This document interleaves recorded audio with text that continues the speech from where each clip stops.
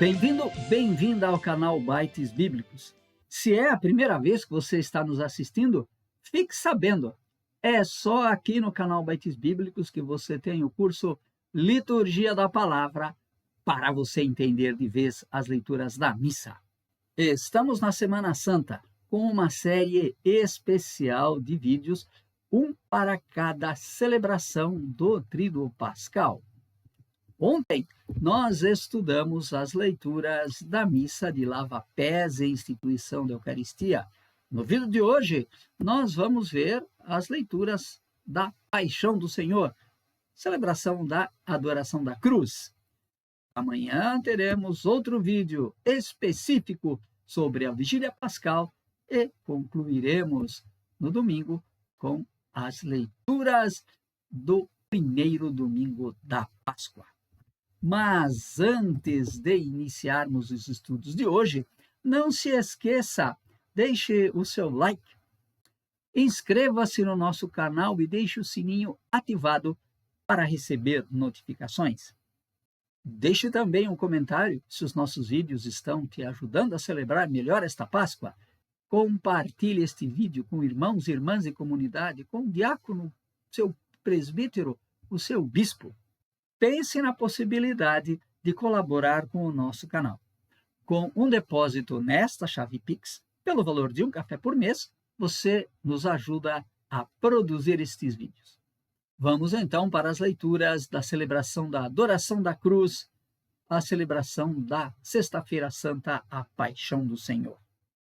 A primeira leitura é tirada do capítulo 52 e 53 de Isaías, o quarto canto do servo sofredor. Vamos responder esta leitura com um trecho do Salmo 30 ou 31, conforme a sua Bíblia, depois um trecho da carta aos Hebreus, e o Evangelho é a Paixão de Jesus na versão de João, um texto longo. E quem vai nos explicar este texto do Evangelho direitinho é ela, a professora Rita de Cássia Ló. A tradição sobre a paixão e morte de Jesus é muito antiga, que nós já falamos no domingo passado, consolidada na igreja já antes dos evangelhos canônicos, quer dizer, aquilo que nós falamos no domingo de Ramos. Provavelmente os evangelhos iniciaram a partir do relato da paixão. A trama de João, que é o texto nosso hoje, né, o evangelho de hoje, capítulo 18, do versículo 1 ao 12, a prisão de Jesus num jardim. Observem a questão do jardim agora presente. Por que o jardim? Porque é recordação do Éden, paraíso. Lembra que lá no Gênesis esse jardim está trancado. Quando Adão e Eva pecou, Deus trancou e jogou a chave fora. A cena da paixão começa num jardim, quer dizer, o jardim que estava trancado desde o Gênesis agora está aberto. Nós vamos ver essa cena do jardim aqui e na ressurreição.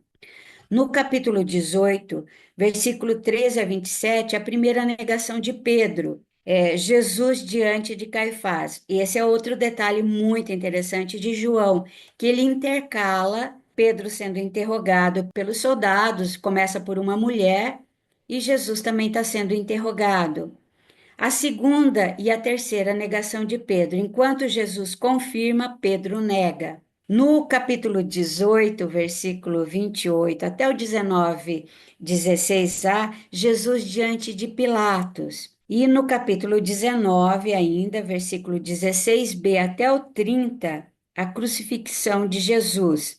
No 19, 31, 42, o golpe da lança, que é um ato relatado por João, sem muito sentido, é mais aqueles violentos que não querem sair de cena sem cometer uma violência. Jesus já estava morto, não precisava quebrar as pernas, não precisava de nada, mas num ato de violência, o soldado enfia a lança no lado de Jesus.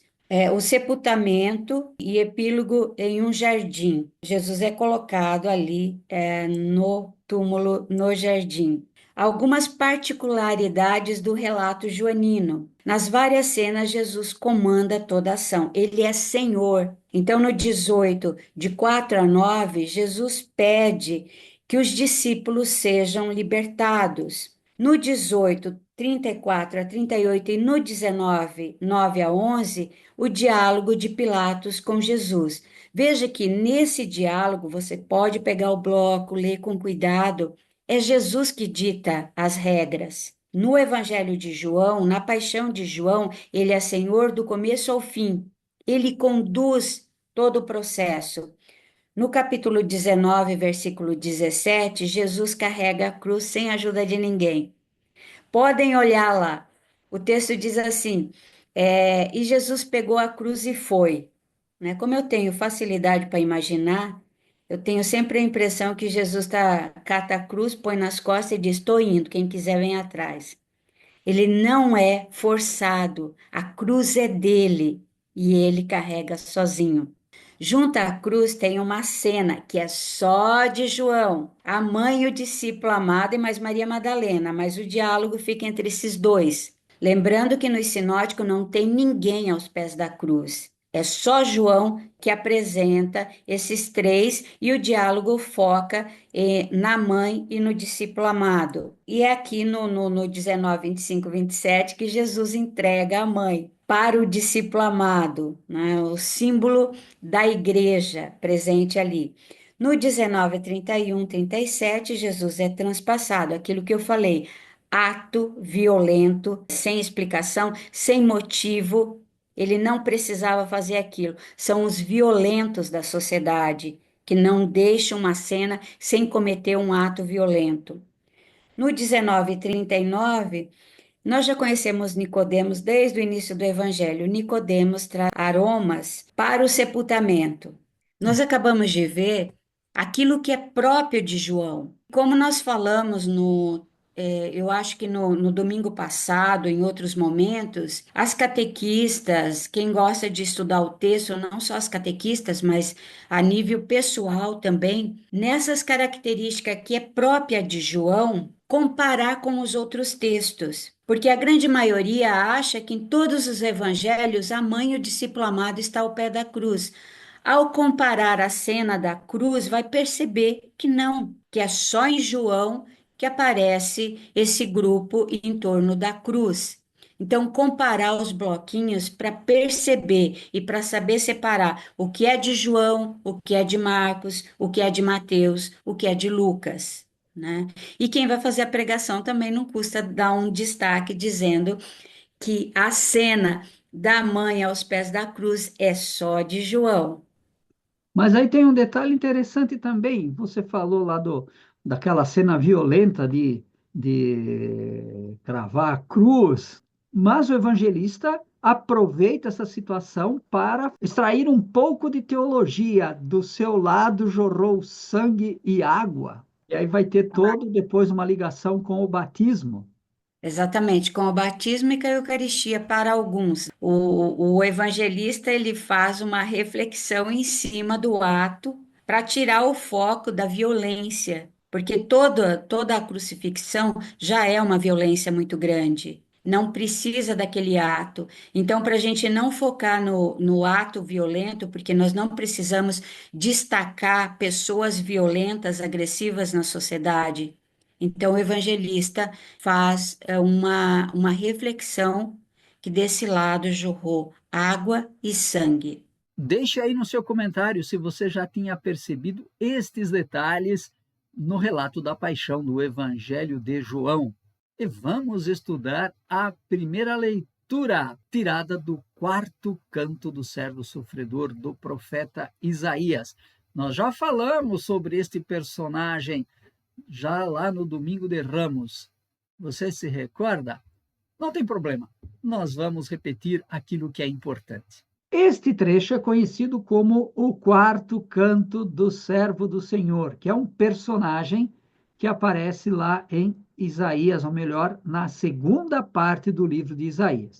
Quem é este servo do Senhor ou servo sofredor? Esse é um dos grandes enigmas da discussão teológica, porque porque é uma questão muito debatida. Já falamos um pouquinho sobre isso no Domingo de Ramos, então veja o nosso vídeo do Domingo de Ramos para que você tenha mais alguma informação sobre isso. Mas o que que é importante? A tradição cristã viu neste servo Jesus. Então, não é que o profeta está falando de Jesus, o profeta não está enxergando Jesus na cruz. A leitura é de trás para frente. Os cristãos, vendo o sofrimento de Jesus da cruz, associaram Jesus crucificado com esta figura enigmática que aparece lá na segunda parte do livro do profeta Isaías. Torno a dizer, é uma releitura cristã. Nós não sabemos de quem o profeta está falando de verdade. Mas o que é importante? Este servo que aparece lá nos quatro cantos da segunda parte de Isaías, e particularmente no quarto canto, é alguém que foi injustamente humilhado e morto. Mais ainda, sobre ele caíram as consequências dos erros do povo. Quer dizer, ele é alguém que sofre porque o povo errou. E ele está sendo castigado em lugar do povo. Então, o trecho diz assim: o castigo que nos salva pesou sobre ele, ou algo semelhante. Por isso, o seu sofrimento é causa da redenção do povo. Quer dizer, em vez de castigar o povo, esta pessoa é castigada. E é graças à fidelidade deste servo, principalmente no momento do sofrimento, é que o próprio servo será exaltado. O servo sofre, ele é humilhado até as últimas consequências, mas graças à sua fidelidade, ele receberá depois a exaltação. Torna a dizer, é impossível não pensar em Jesus, mas isso é para nós cristãos. O profeta estava pensando em outra pessoa, numa outra situação. Mas a nossa releitura é legítima. Nós vamos responder a esta primeira leitura com um trecho do Salmo 30 ou 31. Veja só. É um salmo de confiança. Ontem nós vimos um salmo de ação de graças. A dificuldade foi superada, a comunidade era convidada a agradecer a Deus. Hoje não, é um passo atrás. A dificuldade ainda está presente. E o salmista enfrenta dificuldades, enfrenta adversários, mas conserva a sua esperança, mantém a certeza da vida e de que Deus irá agir para salvá-lo. Várias frases expressam esta confiança e também o desejo de superar as dificuldades. No versículo 2, o salmista faz um pedido: que eu jamais fique desiludido. No versículo 6, nas tuas mãos eu entrego o meu espírito, quer dizer, entrego o meu ânimo, entrego a minha vontade de viver. Olha que coisa bonita. No 16, o salmista fala: na tua mão está o meu destino. Olha a confiança que o salmista está expressando. E no final, nós temos um convite para que quem lê ou quem canta o salmo se una ao salmista. Tenha confiança, tenha o coração firme, faça como eu. Vale a pena continuar esperando. O salmista está certo da bondade de Deus, está certo de que Deus vai socorrer, e é por isso que ele diz: a esperança em Deus não é vazia, não decepciona. Vale a pena esperar em Deus. Não apesar das dificuldades, mas exatamente no momento das dificuldades. E é isto que o Salmo de hoje nos ensina. E completando o ciclo das leituras de hoje, um trecho do capítulo 4 da Carta aos Hebreus, que é a nossa segunda leitura. Isso. Agora vamos refletir um pouquinho sobre esse escrito, né? Que nós temos aqui duas porções coladas. Nós temos do capítulo 4, que eu já falei, versículo 14 a 16, mais os 5, 7 a 9. Lembrando que esse escrito não é de Paulo, não é carta e não é para os hebreus. Quem quiser entender um pouquinho mais, vem fazer curso conosco. Hebreus 4, 14 a 16, Jesus é o sumo sacerdote perfeito. O sumo sacerdote da antiga aliança oferece sangue de animal, apenas expiação, mas não perdão. Sacrifício que deve ser repetido, repetido, para expiar os pecados. Jesus oferece o próprio sangue, compaixão pelos pecados e perdão, sacrifício definitivo. Na segunda parte, ou no segundo capítulo aqui, que é o 5, de 7 a 9, no sofrimento, Cristo demonstrou total fidelidade ao Pai. A ação de Cristo não é em favor de si mesmo, é dom que beneficia os cristãos. Jesus Cristo, o sacerdote perfeito que traz a salvação perfeita. E agora que estudamos cada leitura separadamente, vamos ver como elas estão entrelaçadas e por que foram escolhidas para esta nossa celebração de hoje. Todas as leituras têm como foco o sofrimento redentor de Cristo. No Evangelho, como nós vimos, Jesus comanda o espetáculo, nada foge ao controle de Jesus. Ele decide quando e como vai ser preso, ele decide até mesmo como vai ser crucificado. Ele decide todos os detalhes da sua paixão e morte. E na primeira leitura, o servo do Senhor não foge dos sofrimentos e da morte. Olha como elas estão muito ligadas. No Salmo, que nos ajuda a prolongar aquilo que a primeira leitura nos apresenta, nós temos que o salmista reconhece que é necessário renovar a confiança, não só apesar, mas por causa do sofrimento. E após o sofrimento extremo, ele tem certeza que virá a salvação. E na segunda leitura, o autor da carta aos Hebreus nos recorda que o sofrimento de Cristo é redentor. Este sofrimento traz salvação perfeita, uma salvação que é eterna. Fala a verdade, você já tinha percebido algumas ligações, mas ainda não tinha feito de uma maneira tão clara. Para uma pregação, para uma homilia nesta Sexta-feira Santa, o que podemos dizer? Veja aí algumas sugestões. Uma coisa que o pregador da celebração de hoje precisa ter claro é que a celebração de adoração da cruz não é uma lamentação porque Jesus sofreu e morreu. É um erro grave fazer uma pregação para arrancar as lágrimas da comunidade. Este tipo de sentimentalismo é desnecessário e não leva a nada.